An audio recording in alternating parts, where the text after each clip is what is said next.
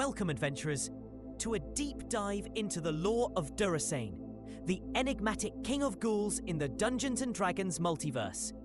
Though not always in the spotlight, Doresain's influence permeates the darkest cults and the depths of the abyss.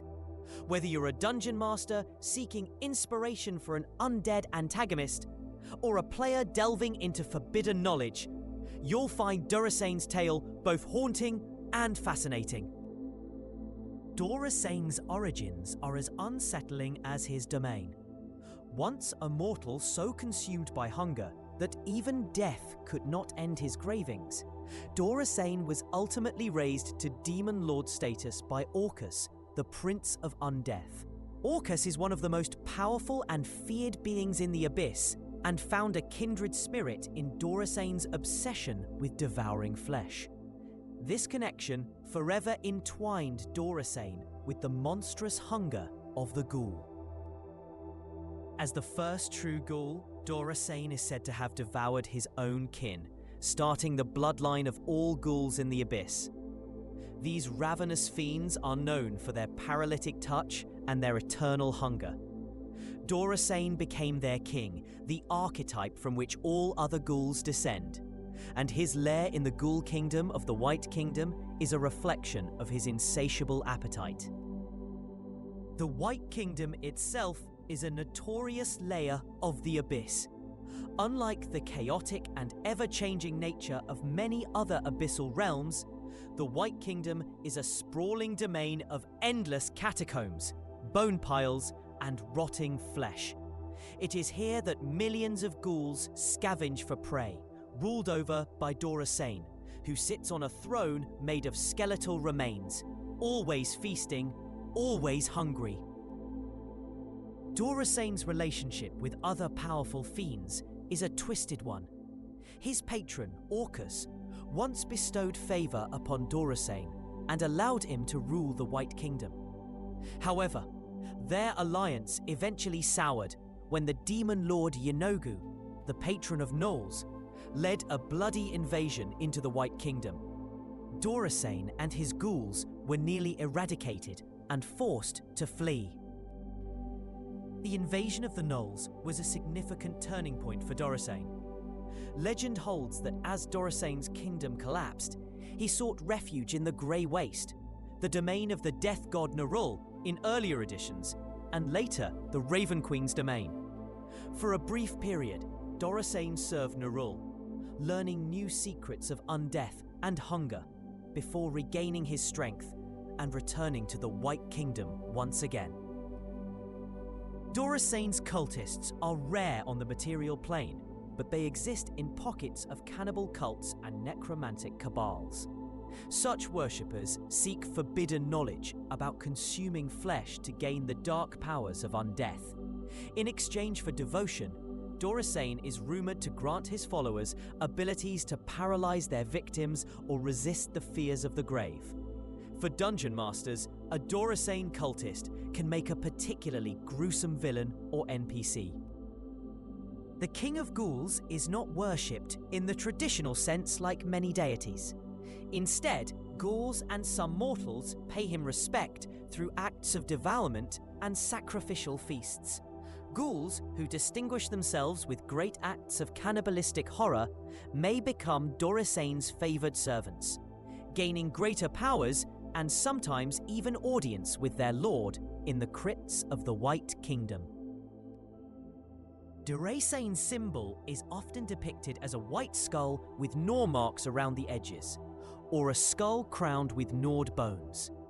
Temples dedicated to him rarely last long, often located in places of mass death or consumption, like battlefields and ancient barrow mounds. These sites are often haunted by ghouls that gather to pay homage to their king. In abyssal hierarchy, Doresain exists in a precarious balance. He is not as powerful as demon lords like Demogorgon or Gratst, but commands the unwavering loyalty of his ghoul subjects. His power lies less in political influence and more in the sheer numbers and ferocity of his ghoulish legions. This swarm of undead makes the White Kingdom a formidable threat to any abyssal rival. Ghouls themselves are not mindless zombies. Under Doresain's leadership, the most sophisticated of them can form societies, warbands, and even religions dedicated to flesh consumption.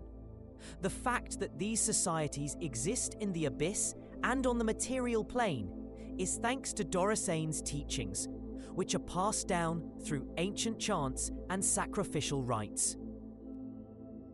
Doresain is often depicted as an emaciated humanoid ghoul, with pale, stretched skin and teeth stained red with blood. He cuts a grotesque figure, regal yet horrifying, always drooling hungrily. Tales say his presence alone can reduce the courageous to paralytic terror, and his gaze burns with an unyielding hunger that cannot be sated. Despite being a powerful demon lord, Doresain is rarely drawn into abyssal politics. Instead, he focuses on expanding his ghoul empire, sending his minions to surfaces through rifts, portals, and buried necropolises. Adventurers may inadvertently make contact with agents of Doresain when investigating unexplained disappearances or scenes of horrific feasting in distant lands. In D&D 5th edition, Doresain is mainly referenced through his connection to the clerical ghoul domain, giving DMs an excuse to infuse their campaigns with ghoul cults and rituals tied to his hunger. Though not one of the primary demon lords, his lore offers DMs a unique blend of horror and the grotesque, especially when weaving tales of corrupted feasts and flesh-eating monsters.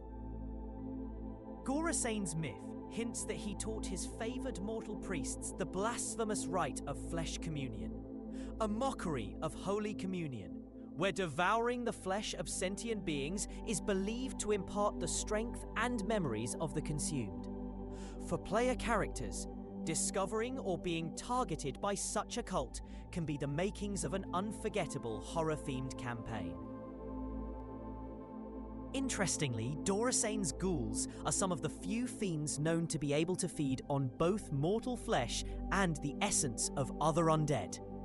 This act, called the hollowing, sometimes leads to even more twisted forms of undeath, such as Ghoul Kings and Barrow Ghouls, potentially terrifying high-level opponents.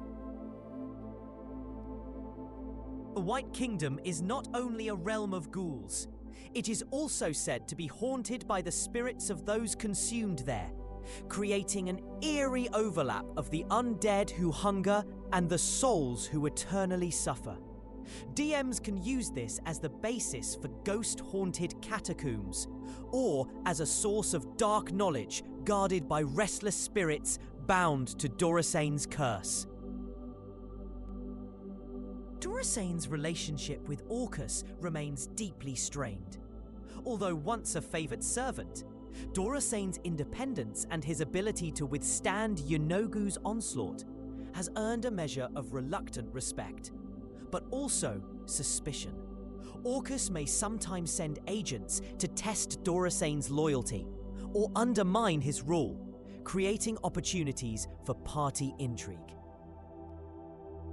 For those who favour subtle horror, Doresain's cultists often try to infiltrate noble courts and religious institutions, putting forth the notion that through ritual cannibalism, participants can attain immortality. Such insidious whispers can erode the foundations of even the most stalwart societies, making Doresain's influence far wider than his numbers suggest. Within the Abyss, Doresain and Yeenoghu remain bitter rivals.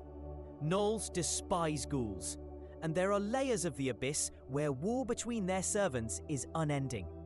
This eternal conflict shapes much of the Blood War's lower echelons and provides endless hooks for campaigns centered on infernal and abyssal politics.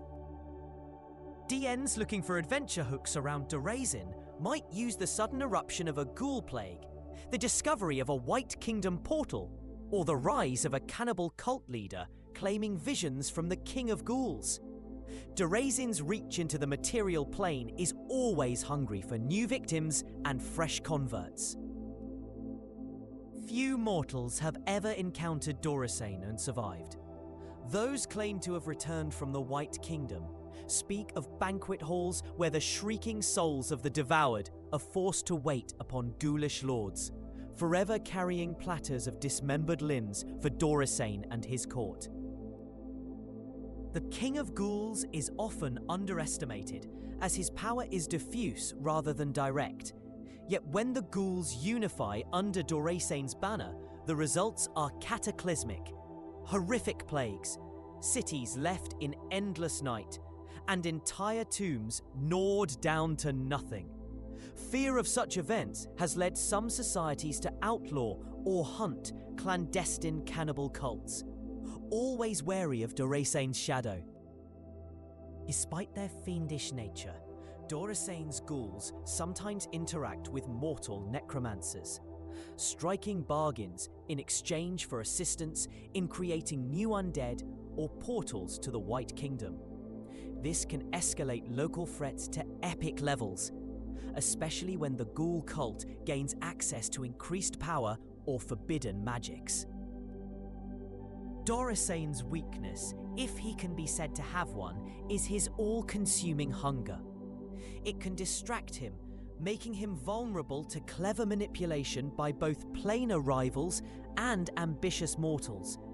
Some tales even suggest that a particularly brave adventurer might tempt or trap Doresain with the promise of forbidden flesh or rare souls. In summation, Doresain is a figure whose story represents the extreme of hunger, isolation, and horror in the D&D multiverse. Dungeon masters can use him to infuse campaigns with themes of gluttony gone mad, the price of forbidden knowledge, and the eternal struggle between life, death, and undeath. To recap, Doresain's legacy as the King of Ghouls offers a tapestry of dark potential, from the labyrinthine depths of the White Kingdom to the insidious influence of cannibal cults on the material plane. For DMs and players alike, exploring his myth can lead to tales of terror, corruption, and survival against the odds. Thank you for joining this deep lore dive on Doresain. If you enjoyed uncovering the mysteries of the Ghoul King and want more abyssal lore or DM tips, don't forget to like, subscribe, and leave a comment on which dark D&D deity or monster you want to explore next. Until then, keep your eyes peeled and your flesh uneaten.